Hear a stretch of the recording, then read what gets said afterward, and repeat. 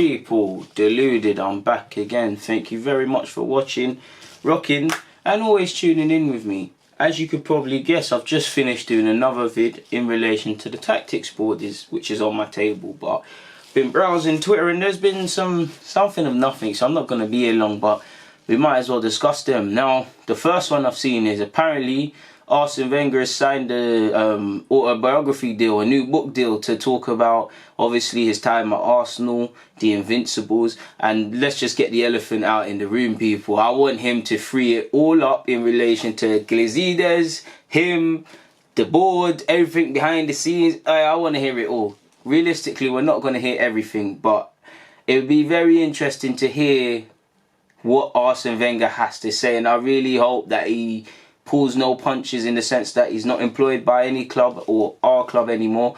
I want to hear everything. I want to hear everything. Now, I want to hear his side. I want to hear everybody's side. Like, I really don't like Ivan Gazidis just not as a person, because I don't know him as that, but for what he's done in the football club. But I'd like to hear his side. I want to hear everybody's side, because it must be juicy. And obviously, on a more serious note, as Arsenal fans, you all know what happened when we the transition to the Emirates, and what we was told and what actually didn't happen and things like that. It is very upsetting, so I'd like to get to the bottom of that. Right now, I won't say it's sunny times, but for a while as an Arsenal fan, with Josh, to be fair to him, and the Kroenkes in this regard, with Sanye, Edu and all of these people, there's a bit of clarity and a bit of direction. Even the things where you're seeing Sanye and Vinay do a fan meeting, it's done in a better way. There's just a bit more clarity. Obviously, we're not where we want to be, but you've seen us have a positive transfer window, so there is some hope and there's something to get behind of such.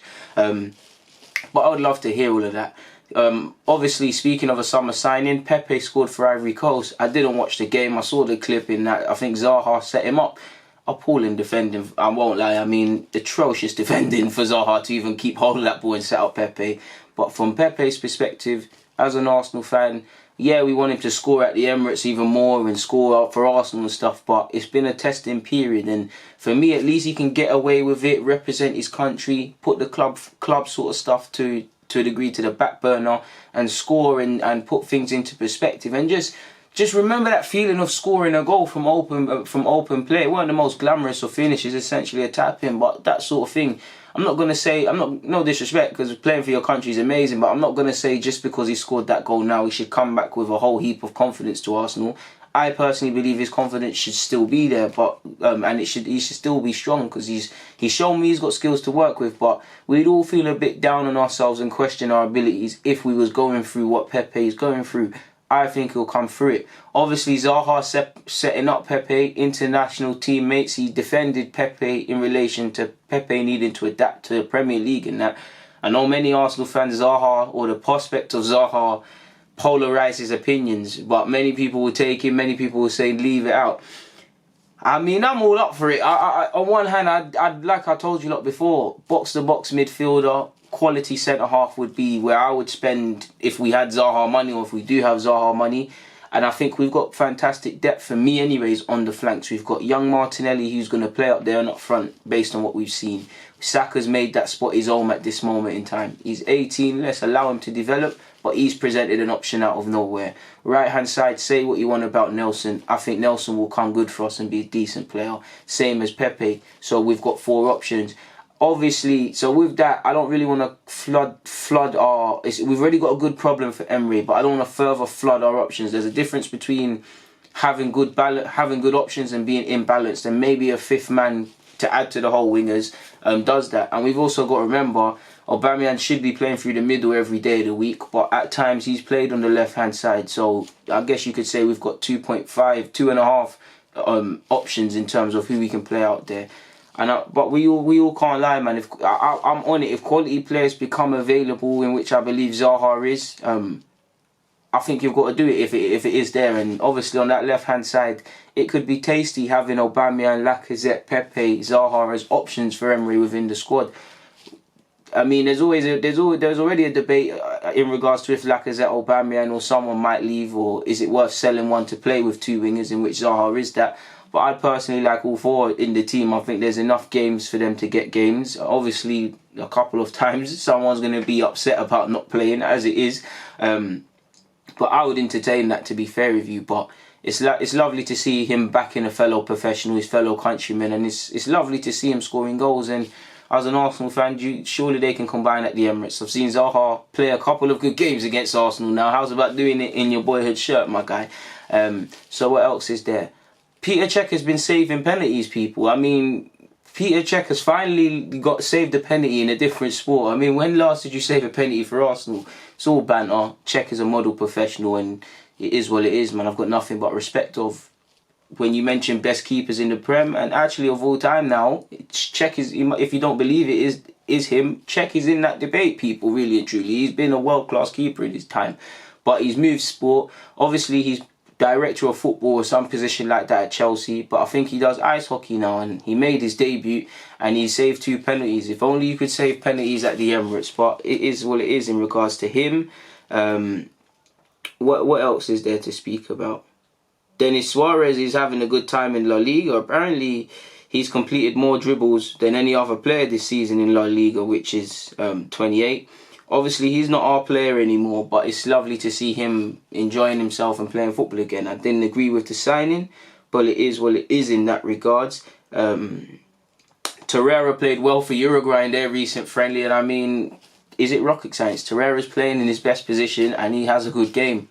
I don't know. Hopefully he plays in that role for Arsenal when he returns, people. Apparently we want to re-sign Daniel Malen as well, which we've been quoted 50 million. Are we going to spend 50 million on Malen without potentially letting Laka or Aubameyang go?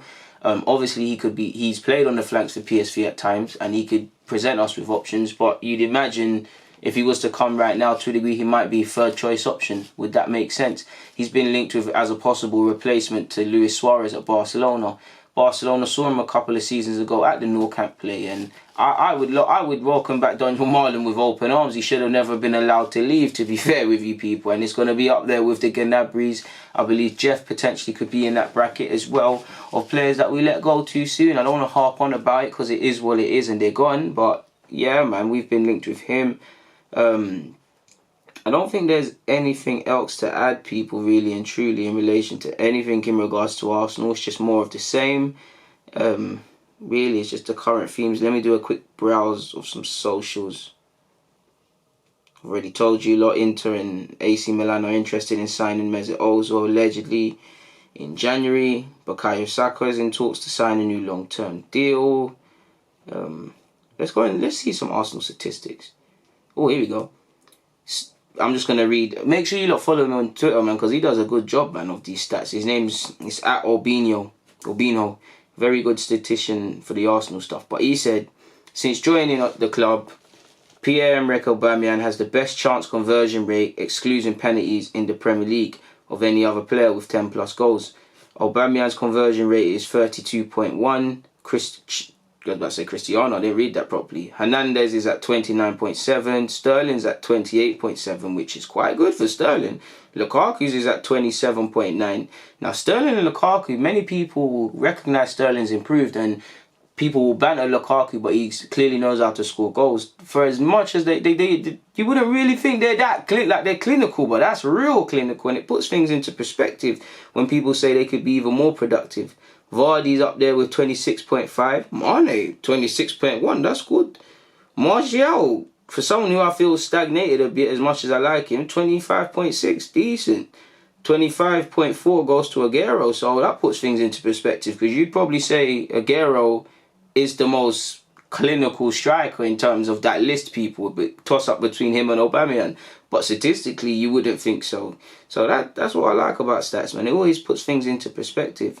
I've already mentioned that stat in the previous vid. Mesut Ozil has created more chances for teammates for Arsenal during Unai Emery's 20 Premier League tenure. Let me start that again. Where did I get 20 from? I butchered that. Mesut Ozil has created more chances for teammates for Arsenal during Unai Emery's Premier League tenure than any other player, which is 46. Is there any other relevant stats? Really? Oh, this is a good one. Minutes per goal involvement, goals and assists, more than 40 involvements. Aguero's got 85, Omri's got 86, Salah's got 90, Aubameyang's got 94, Van Persie's got 102, Kane's got 103, Suarez 07, Jogba's 10th with 110, 9th is Cantona with 109, Solskjaer's 109 as well in 8th, and Suarez is 7th. Further down the list, you've got Lacazette, who's 19th with 119. Giroud's 20th with 121. Bergkamp's got 25, I believe. Bergkamp's 25th with 123. By the way, Aaron Ramsey's assisted 6 goals for Lacazette, which is the most that Lacazette's been assisted by someone. That's a weird one. Not really any relevance, but I thought I'd mention that. There's not anything else, people, really, so let's just end that. But yeah, you got some random statistics. Like I said, follow his Twitter and whatnot. But in terms of me, people, it means a lot that you've stuck with me and progressed through this video. But we've got to keep it moving. People, DG, thank you for watching and rocking as usual. I'm out.